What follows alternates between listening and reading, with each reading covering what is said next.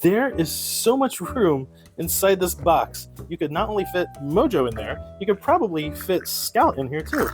Yeah, I think you could. You could fit Scout in there as well. Let's see, look at that. All those pieces in there. Hey, that's awesome. You can get 2 fantastic card games in there. I am a sucker for light card games, especially if they are easy to teach yet have a twist in the rules that kind of give it a unique feel. They are great for family gatherings, or if you just need a way to cleanse your palate between heavier games at a game night, or at the end of a game night when everyone's slap happy but you're not quite ready to call it a night. Let's just call this episode 1 in my light card games series. Today's game is Mojo. Let's take a gander. Mojo is a light card game for 3 to a whopping 8 players. Players will be playing cards on their turn, trying to shed their hand and get the lowest score by the end of the game. Gameplay is quite simple. On their turn, a player will play 1 card onto the discard pile. Now, should the card be the same number as what's on the discard pile, they get to play another card. So maybe I played another 11.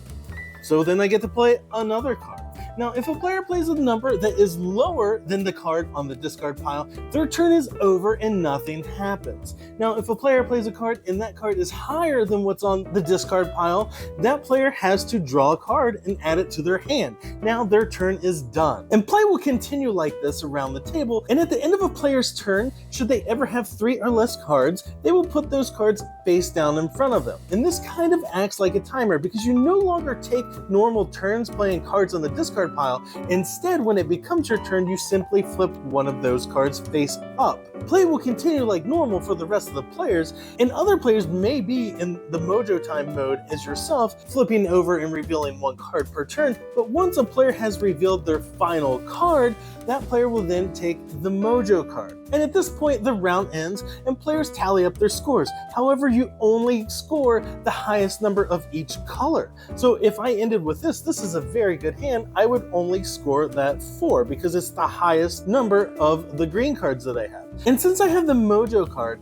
if I had the lowest score at the table, I would actually have my score wiped and my score would be 0. Now, if I did not have the lowest score and another player, say Joe Schmo, happens to have a 2 or 3 points, then I would actually add 10 to my score. So then I would score 14 points. And then you would just tally everyone's scores on this adequate score pad, which I feel like they really probably could have gave you more, only because this is a fun, quick game, and I suspect you'll probably play it more times than the quantity of provided score sheets, which is kind of a nice problem because you have a light card game that is fun to play, and you can play it with just about anyone because it's very accessible.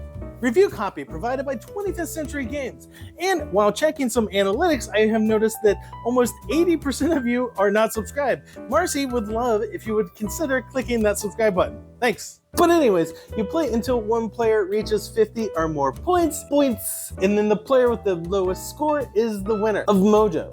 Do you dare take the Mojo? Seize the Mojo card, but be careful, you might regret it. I am a sucker for a lightweight card game, especially when it plays a large group and plays a large group well. This one does that. It plays large groups very well. There's very little downtime between turns, and it's easy to teach. The art on the cards is nice and clear, so even if you're playing in a dimly lit restaurant or something, there is no issue seeing what is on the card. For an abstract game, the art is actually kind of nice.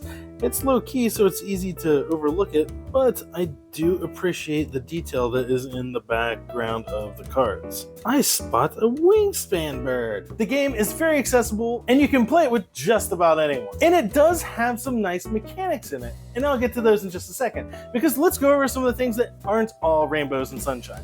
So the box size, I understand there is a thing with shelf presence, and you don't want to have your box be really tiny because it will just get overlooked. However, I do feel like the box on this game is overly large for the cards. It's just a small card game. It's not even like a quarter of the way full.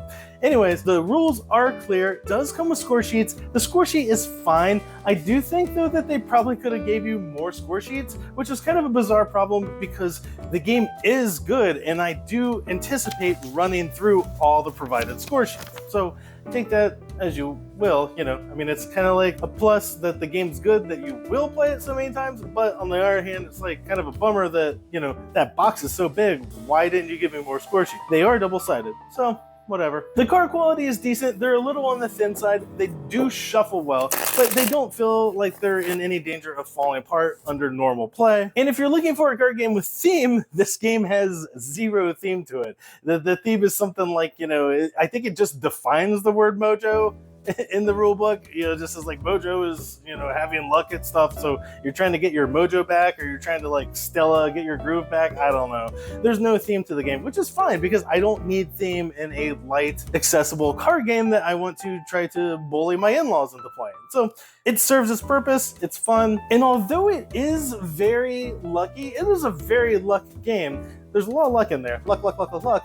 However, there are these nice moments where you can kind of push your luck or try to mitigate the luck. For instance, the larger numbered cards, there are more copies of them. So like the 10, 11s, and 12s, there's more copies of those cards than there are any of the others. So if you have 2 or 3 or 4 12s, it's really not that bad because there is a high likelihood that when the discard pile comes around to you, there will be a 12 on there. So you can just bam, bam, bam, bam, get rid of all of those 12s. It's not that big of a deal. And the lower number cards, you know, the 0s, the 1s, and 2s, there are less of those. So sometimes you may play a card that is higher to draw another card. Yes, I know you're adding to your hand, but again, if you can get cards that are the same number, you can just unload them all at once. And if you have a single card of a color, say you had one yellow 7, I think there's a yellow 7, that's your only yellow card, it may be worth getting rid of that card, kind of risking whatever the draw is, so that way you don't score any yellow cards. Because remember, you only score the highest card of each color. So if you can shrink the amount of colors that you have in your hand down to 1 or 2,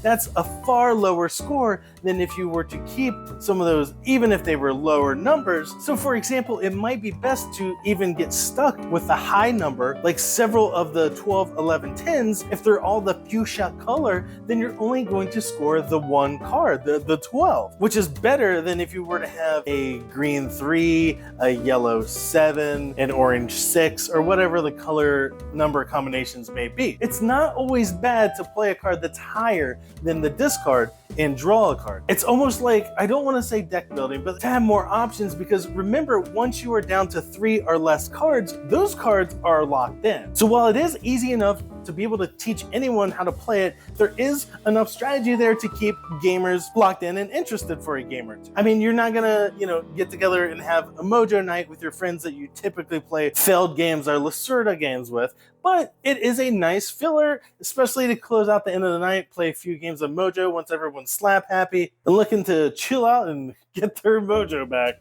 So for a light family weight card game, I'm going to go ahead and give this one a 3.5 out of 5. I have really enjoyed my plays of it. It's getting a higher score than I initially thought because I do enjoy the flexibility of up to 8 players. There's not many games that you can just bust out at the Olive Garden and play with 8 players and have a good time. But this is one of them. Definitely check this one out. That is Mojo by 25th Century Games. And thanks for watching yet another episode of Rolling with the Beer.